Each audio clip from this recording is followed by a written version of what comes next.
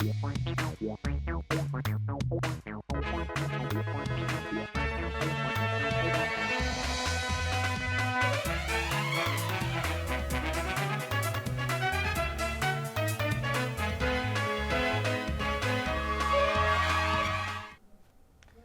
मेरा नाम है जयंती झा और आप देख रहे हैं राष्ट्रीय समाचार। पहले बिना देर की एक नजर डालते हैं हेडलाइंस पर।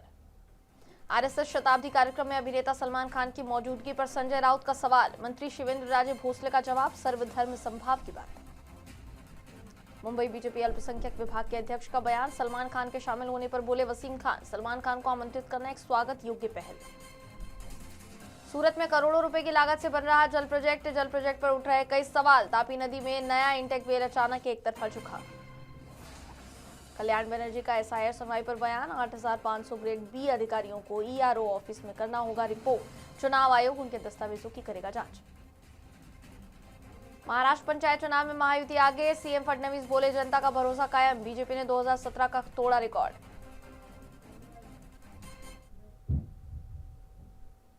मुंबई में राष्ट्रीय स्वयंसेवक संघ की 100 वर्ष की यात्रा पूरे होने के अवसर पर आयोजित विशेष कार्यक्रम चर्चा का विषय बन गया। इस कार्यक्रम में फिल्म और उद्योग जगत की कई नामी हस्तियां शामिल हुई, जिनमें अभिनेता सलमान खान की मौजूदगी सबसे ज्यादा सुर्खियों में रही।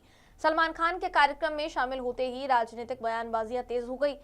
शिवसेना, उद्धव गुट, वंचित बहुजन आघाड़ी, बीजेपी और मुस्लिम संगठनों की अलग अलग प्रतिक्रियाएं सामने आई। आरएसएस शताब्दी मंच अब सांस्कृतिक संदेश से ज्यादा राजनीतिक बहस का केंद्र बन गया है। शताब्दी वर्ष के कार्यक्रम में डॉक्टर मोहन भागवत के विचारों को सुनने के लिए फिल्म, संगीत और उद्योग जगत की दिग्गज हस्तियां पहुंची थी। मंच से सर्वधर्म समभाव और सामाजिक समरसता का संदेश दिया गया। इस कार्यक्रम में अभिनेता सलमान खान की मौजूदगी ने अलग ही संदेश दे दिया। सलमान खान को कार्यक्रम में शामिल होते देख कई लोगों ने इसे प्रतीकात्मक बदलाव के तौर पर भी देखा। वहीं कुछ राजनीतिक दलों ने इसे दिखावा करार दिया। आरएसएस के कार्यक्रम पर सलमान खान को देखकर शिवसेना, उद्धव गुट के नेता और संजय राउत ने सवाल उठाए। राउत ने कहा कि सलमान खान को देखकर उन्हें आनंद भी हुआ और आश्चर्य भी। उन्होंने पूछा कि क्या सलमान खान को मंच पर बैठाकर ये संदेश दिया जा रहा है कि संघ में मुसलमानों का स्वागत है। मुंबई में राष्ट्रीय स्वयंसेवक संघ का एक कार्यक्रम हुआ। संघ को 100 साल हो गए और मोहनराव भागवत जी का कल एक वहाँ लेक्चर, उसमें पूरे बॉलीवुड स्टार सलमान खान से लेकर, तो सलमान खान को देखकर मुझे आनंद भी हुआ और आश्चर्य हुआ। मैंने पढ़ा कि सलमान खान को मंच पर उठाया था। आप क्या दिखाना चाहते हो? आप सलमान खान को दिखाना चाहते हो, देखो सलमान खान हमारे मंच पर आ गए। तो देश के सभी मुसलमानों को संघ में प्रवेश या स्वीकृति आप देने जा रहे हो तो आप जाहिर करिए। क्या इसी पे दिखावा है? आपकी सरकार, आपके प्रधानमंत्री, आपके गृहमंत्री, आपके मुख्यमंत्री दर दिन हिंदू मुसलमान एक द्वेषपूर्ण भाषा में पूरा देश को माहौल बिगाड़ रहे थे। और आपने कल सलमान खान को बुलाकर देश को क्या दिखाया? संघ ने क्या दिखाया? कि संघ में मुसलमानों का स्वागत है। अगर मुसलमानों का स्वागत है तो मैं भी आपका स्वागत करता हूँ। फिर ये देश में हिंदू मुसलमानों की राजनीति बंद करो, यही मेरा कहना है। चलो, ये आप नरेंद्र मोदी जी को बताइए, उनकी क्लास लीजिए, अमित शाह जी की क्लास लीजिए, देवेंद्र फडणवीस और उनके जो कैबिनेट में जो बच्चे हैं कल के, उनकी क्लास लीजिए और उनको बताइए। चलिए। वहीं इस पूरे मामले पर महाराष्ट्र के सार्वजनिक बांधकाम मंत्री शिवेंद्र राजे भोसले ने साफ रुख रखा। उन्होंने कहा कि सलमान खान भी भारत के नागरिक हैं और देश की सर्वधर्म समभाव की भावना में विश्वास रखते हैं। इसी वजह से वो इस कार्यक्रम में शामिल हुए। मंत्री ने कहा कि आरएसएस का मंच किसी एक धर्म के लिए नहीं, बल्कि समाज के हर वर्ग के लिए खुला है। बीजेपी ने भी साफ किया कि सलमान खान संघ को समझने और जानने के लिए कार्यक्रम में आए थे। मुझे नहीं लगता कि संजय राउत साहब के स्टेटमेंट से या उनके टीका टिप्पणी से संघ का कार्य डिरेल होगा। वो तो इतने सालों में कभी डिरेल हुआ नहीं, तो इससे कुछ होने वाला नहीं है। भाई साहब, आपको लगता है कि सलमान खान भी देश की सर्वधर्म समभाव को में यकीन करते हैं, इसलिए इस कार्यक्रम में आए थे? पक्का, क्योंकि वो भी भारत के नागरिक है। पक्का वो भारत के संविधान में और इसमें वो बिलीव करते हैं, इसलिए आए थे। देखो, राष्ट्रीय स्वयंसेवक संघ के विचारों को सारे विश्व के अंदर में और सारे समाज के सारे घटकों ने स्वीकार्यता करना शुरू कर दी है। 100 साल संघ के विचारों को जो संघ के लोगों ने समाज के सामने रखा, अभी समाज के सारे क्षेत्र के लोग संघ के विचार को समझना चाहते हैं और समझ रहे हैं। और स्वाभाविकता से राष्ट्र के ऊपर प्रेम करने वाले लोग जब इस प्रकार के विचारों को स्वीकार करते हैं, तो जिनको देश समझा नहीं है, जिनको समाज समझा नहीं है, जिनको हिंदुत्व समझा नहीं है, जिनको राष्ट्रीयत्व समझा नहीं है, जिनको देशभक्ति समझी नहीं है, उनमें बौखलाहट तो आएगी आएगी। और जहाँ तक संजय राउत का सवाल है, मैं तो ये मानता हूँ कि संजय राउत के कोई टिप्पणी के ऊपर में टिप्पणी करना ही मूर्खता है, क्योंकि संजय राउत जिस प्रकार की बात करते हैं उसके ऊपर में क्या बात करें। उन्होंने कहा कि सलमान खान को इसलिए बुलाया क्योंकि भीड़ जमा करना चाहते हैं। तो संजय राउत ने समझना चाहिए कि भैया, जो सद्य हिंदू हृदय सम्राट बाला साहेब ठाकरे जी का जो विचार था और जो विचार का प्रतिनिधित्व आप कर रहे हो, उसका ही आप खून कर रहे हो। ये संघ के ऊपर की उनकी जो टिप्पणी है, ये संघ का अपमान नहीं है, ये बाला साहेब ठाकरे के विचारों का अपमान है। दूसरी ओर वंचित बहुजन अघाड़ी के प्रमुख प्रकाश आंबेडकर ने तीखी आलोचना की है। उन्होंने कहा कि जिस सांस्कृतिक धारा की कभी आलोचना की जाती थी, आज उसी सेलिब्रिटी पहचान का इस्तेमाल कर आरएसएस अपनी स्वीकार्यता बढ़ाने की कोशिश कर रहा है। रजा एकेडमी ने भी बयान जारी कर कहा कि सलमान खान किसी भी तरह से मुसलमानों की नुमाइंदगी नहीं करते। रजा एकेडमी ने आरएसएस प्रमुख मोहन भागवत के बयानों को लेकर भी सवाल खड़े किए हैं। इस पूरे विवाद पर अलग अलग पक्षों की प्रतिक्रियाओं ने सलमान खान की मौजूदगी को सियासी बहस के केंद्र में लाकर खड़ा कर दिया है। कल्चरल ज्याला आपण म्हणतो, एका काळी ह्या सगळ्या कल्चरला शिवाय घालायच्या, कंडेम करायचं, या सगळ्यांना नाचा म्हणून असताना संबोधायचं। आणि आता आपल्याला दिसते की जे सेलिब्रिटी आहेत, सिनेमामधले आहेत, त्यांच्या काही भूमिकेमुळे त्यांना समाजामध्ये एक्सेप्टन्स वाढला आहे, म्हणजे मान्यता मिळालेली आहे। त्या मान्यतेला वापर करणं, कॅश करणं, हे मला वाटतं आता असणारा आरएसएसचं नवीन कॅरेक्टर आहे असं मी त्या ठिकाणी मानतोय। त्याच्यामुळे इंग्रजीमध्ये त्याला डिबेस्ड आणि डिफाईड असे जे दोन शब्द आहेत ते आत्ताच्या आरएसएसला पूर्णपणे लागतात असं मी त्या ठिकाणी मानतोय। सलमान खान कोई फिल्म एक्टर है, हम लोग तो इतना जानते भी नहीं उनको, और नाचना गाना, लोगों का दिल बहलाना, मनोरंजन करना ये काम है। और उनका वो आरएसएस के सभा में जाना उनकी जाति शिरकत ये हो सकती है, मुसलमानों की नुमाइंदगी कतई नहीं है। खान कौन है आप जानते नहीं। हाँ, बिल्कुल, आज फिल्म नहीं देखते ना। आपके इलाके में भी कोई थिएटर है, वहाँ पे फिल्में लगती हैं। ऐसे बहुत सारे लोग वो मुसलमान भी हैं, उनके पिताजी सलीम खान हैं। देखिए बात, मुसलमानों में वो पॉपुलर नहीं है, उनका एक फील्ड अलग है। जो सिनेमा, फिल्म, मूवी देखने से ताल्लुक़ रखते हैं, कार्यक्रम था वो तो सभी जानते थे ना। कार्यक्रम तो बहुत होता है, कोई दर हम लोग को नहीं मालूम, हम तो अखबार में आया तो मालूम पड़ा। कार्यक्रम था ठीक, तो कोई हिंदुस्तान गवर्नमेंटी कार्यक्रम तो था नहीं, कोई हिंदुस्तान के सदर का या प्राइम मिनिस्टर का कार्यक्रम, एक संस्था का प्रोग्राम था और उसका उसने किया, उसको राइट है, जो गया गया, लेकिन उसके जाने पर वहाँ हमको कोई इतराज़ नहीं है। ये थे रजा एकेडमी के वाइस प्रेसिडेंट अमानुल्लाह रजा शेख साहब, जो साफ कर रहे थे कि सलमान खान एक एक्टर हैं, बतौर फिल्मकार हैं, लेकिन सभी मुसलमानों की नुमाइंदगी नहीं करते हैं। साथ ही ये आज़ाद मुल्क है, यहाँ पर सभी लोगों को कहीं पर भी जाने का हक है। कैमरामैन संतोष दिसले के साथ सर्वेश तिवारी, राष्ट्रीय समाचार, मुंबई। मुंबई बीजेपी अल्पसंख्यक विभाग के अध्यक्ष वसीम खान ने आरएसएस के कार्यक्रम में अभिनेता सलमान खान के शामिल होने को लेकर बयान दिया है। उन्होंने कहा कि आरएसएस प्रमुख मोहन भागवत द्वारा सलमान खान को कार्यक्रम में आमंत्रित करना एक स्वागत योग्य और सकारात्मक पहल है, जिसका उद्देश्य आरएसएस और मुसलमानों के बीच की दूरी को कम करना है। वसीम खान ने कहा कि आरएसएस एक बड़ा सामाजिक संगठन है जो देश में हर आपदा के समय आगे आकर काम करता रहा है। मोहन भागवत की सोच हमेशा समाज में समन्वय बनाने की रही है, चाहे वो सलमान खान जैसे सेलिब्रिटी हो या मुस्लिम समाज के अन्य प्रमुख लोग। आरएसएस के चीफ मोहन भागवत जी ने जिस तरह से फिल्म स्टार सलमान खान को अपने कार्यक्रम में न्योता दिया, वो बहुत ही स्वागत योग्य है। मुझे लगता है कि आरएसएस और मुसलमानों के बीच की जो दूरी है वो कहीं ना कहीं मोहन भागवत जी कम करना चाहते हैं, और यही चीज जो मुसलमानों के दुश्मन हैं, ये जो मुसलमानों का भला नहीं होने देना चाहते हैं, यही चीज उनको खल रही है। वो लोग नहीं चाहते हैं कि मुसलमान और आरएसएस के बीच में एक समन्वय बने।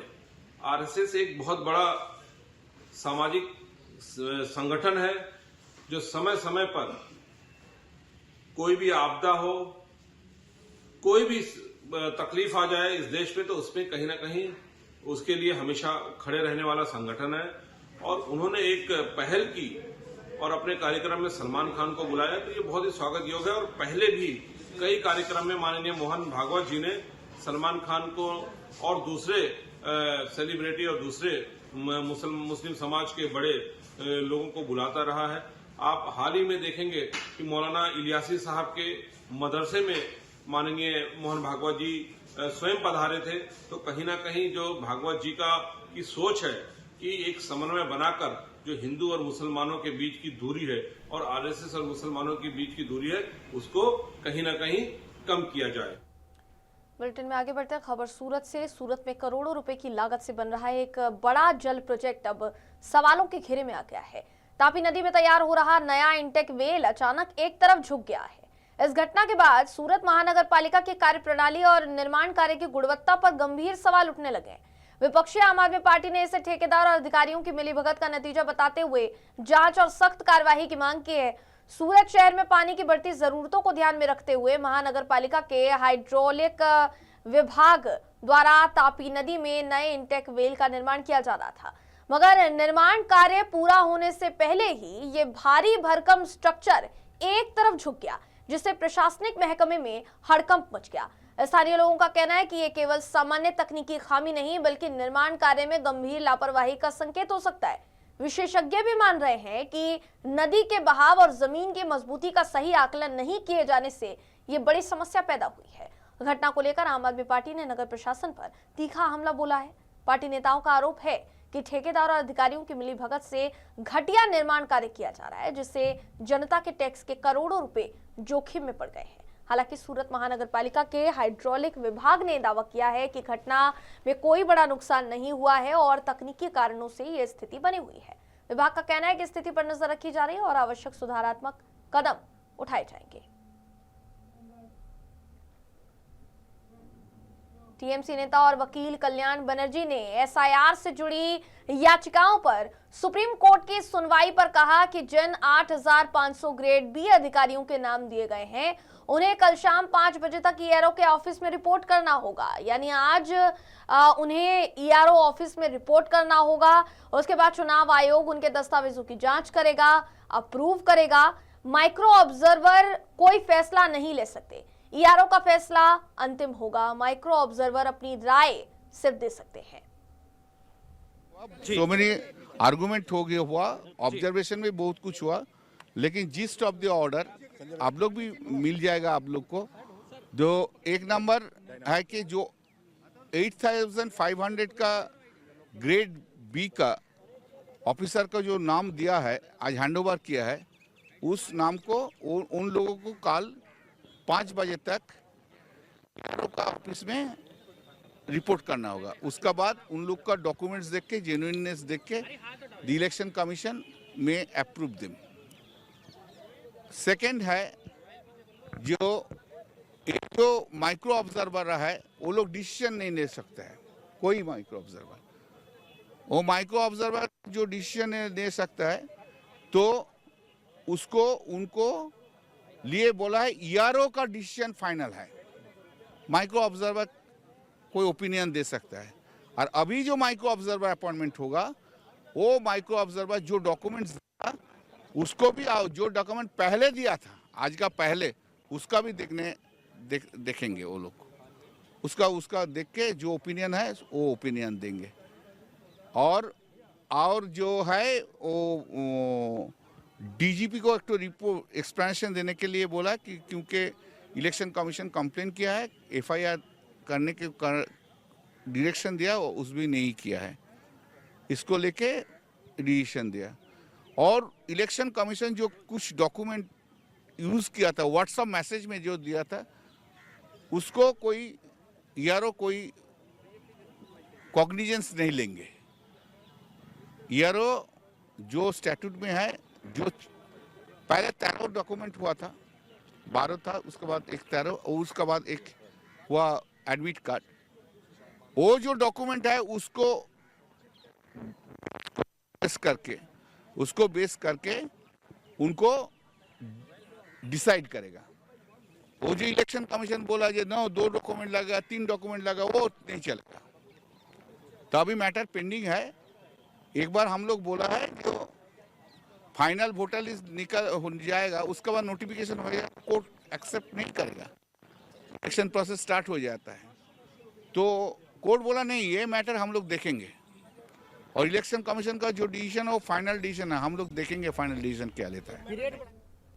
महाराष्ट्र के जिला पंचायत और पंचायत समिति चुनावों के नतीजों में महायुति गठबंधन को बड़ी सफलता मिली है, जिस पर मुख्यमंत्री देवेंद्र फडणवीस ने कहा कि राज्य की जनता ने एक बार फिर महायुति पर भरोसा जताया है। अब तक आए रुझानों परिणामों के मुताबिक गठबंधन को अधिकांश क्षेत्रों में बढ़त मिली। कोल्हापुर, लातूर में सहयोगी दलों ने मिलकर चुनाव लड़ते हुए बढ़िया प्रदर्शन किया है। मुख्यमंत्री ने कहा, बीजेपी ने 2017 का अपना रिकॉर्ड तोड़ते हुए इस बार 284 के मुकाबले 410 से ज्यादा सीटों पर जीत दर्ज की है। महाराष्ट्र में जिला पंचायत के चुनाव हुए।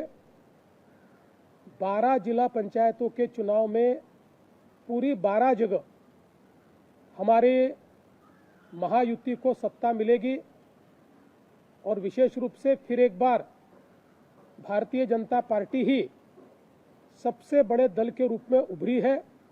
ये सबसे बड़ा दल बना है। सबसे ज़्यादा सीटें ये बीजेपी को मिली है। पंचायत समिति में भी भारतीय जनता पार्टी वापस सबसे बड़ा दल बना है। 2017 में जहां हमें 284 सीटें मिली थी, इस बार 410 सीटें हमको वहां पर मिली है और कुल जो तहसील पंचायत समिति होती है उसमें से 125 में से तकरीबन 105 जगह पर हमारे महायुति के सभापति बनेंगे और हमको पूर्ण बहुमत वहां पर मिला है।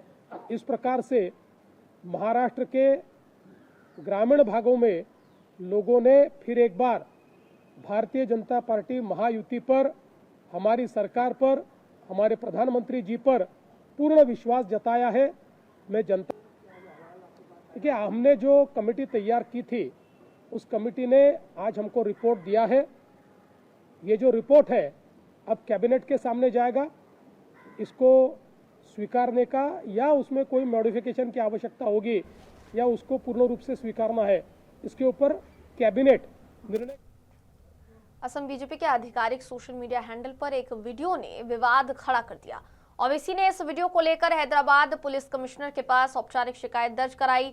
इस शिकायत में हिमंता बिस्वा शर्मा पर मुसलमानों की धार्मिक भावनाओं को ठेस पहुंचाने और 2 समुदायों के बीच दुश्मनी फैलाने से लेकर राष्ट्रीय एकता को खतरे में डालने तक का आरोप लगाया गया। अब इसको लेकर असम के मुख्यमंत्री हिमंता बिस्वा शर्मा का बयान सामने आया है। उन्होंने क्या कुछ कहा है ओवैसी को लेकर, सुनिए। कहाँ केस दिया है भाई?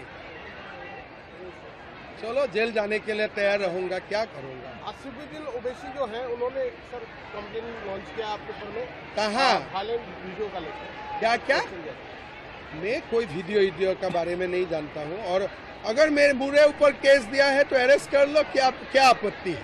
मेरा कोई आपत्ति नहीं है, लेकिन अपना बातों में मैं हमेशा कायम रखूंगा। बांग्लादेशी का घुसपैठियों का हम खिलाफ है और खिलाफ रहेगा।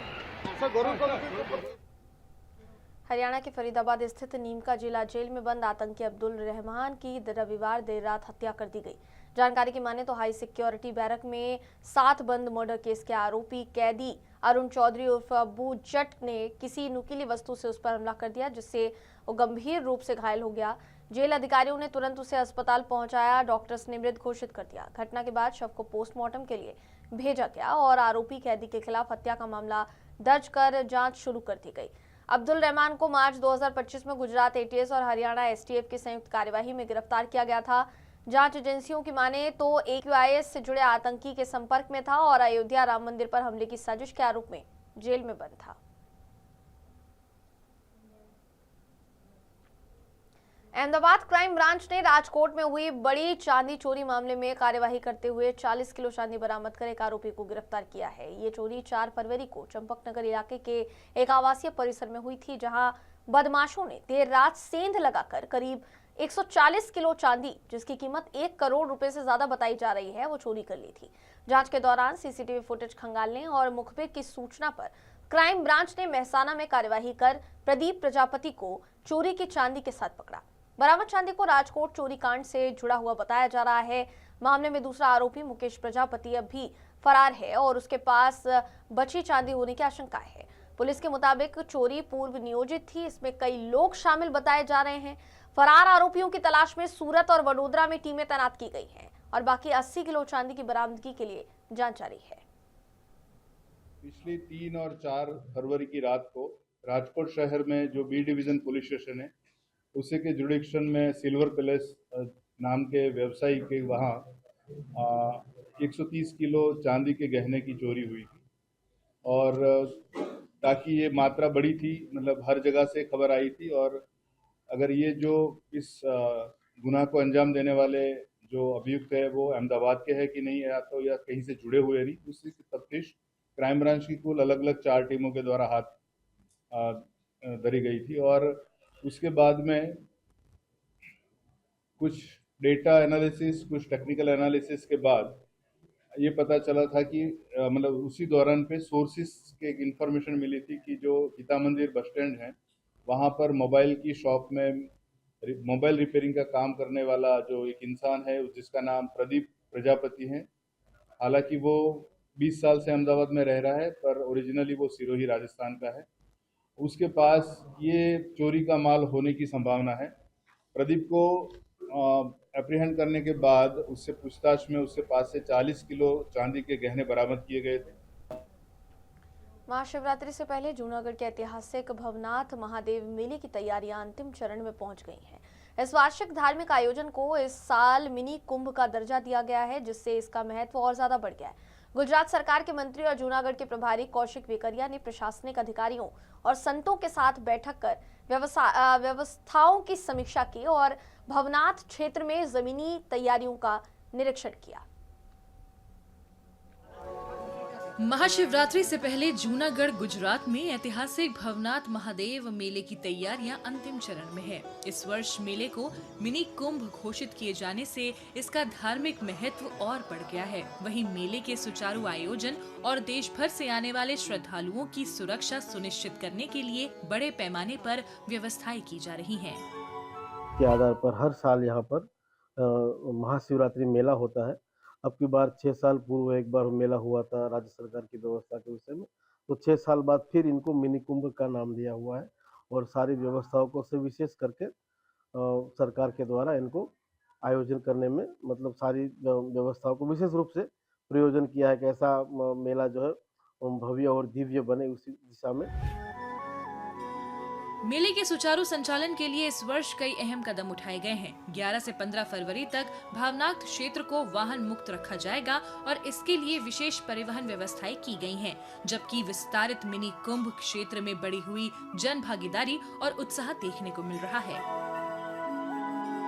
भावनाथ एरिया में एक कल्चरल प्रोग्राम 11 से 14 फरवरी तक आयोजित किया जाएगा, जिसमें काफी बड़े कलाकार शामिल होंगे और जिसका लाभ जो स्थानीय जनता है और मेले में शामिल होने वाले लोग ले पाएंगे। इस बार पहली बार एक डमरू यात्रा का आयोजन किया गया है। 11 फरवरी को शाम को गुजरात के अलग अलग कोने से साधु संत पधारेंगे और साथ ही साथ स्थानिक जो संत हैं वो भी इसमें शामिल होंगे और जिला पंचायत के पार्किंग से लेके भवनाथ मंदिर तक एक भव्य डमरू यात्रा का आयोजन होने जा रहा है। पीने के पानी, स्वच्छता, प्रकाश व्यवस्था और भीड़ प्रबंधन के लिए व्यापक इंतजाम किए गए हैं। सामुदायिक रसोइयों के माध्यम से लाखों श्रद्धालुओं को भोजन उपलब्ध कराया जाएगा। देश भर से संत महात्मा आध्यात्मिक साधना के लिए पहुंच चुके हैं। लगभग 15 लाख श्रद्धालुओं के आने की उम्मीद है और मेला महाशिवरात्रि की रात मध्य रात्रि में मृगी कुंड में होने वाली राजसी पवित्र स्नान के साथ संपन्न होगा। फिलहाल खबरों में बस इतना ही। खबरों का सिलसिला यूं ही जारी रहेगा। देश और दुनिया की तमाम खबरों के लिए देखते रहिए राष्ट्रीय समाचार।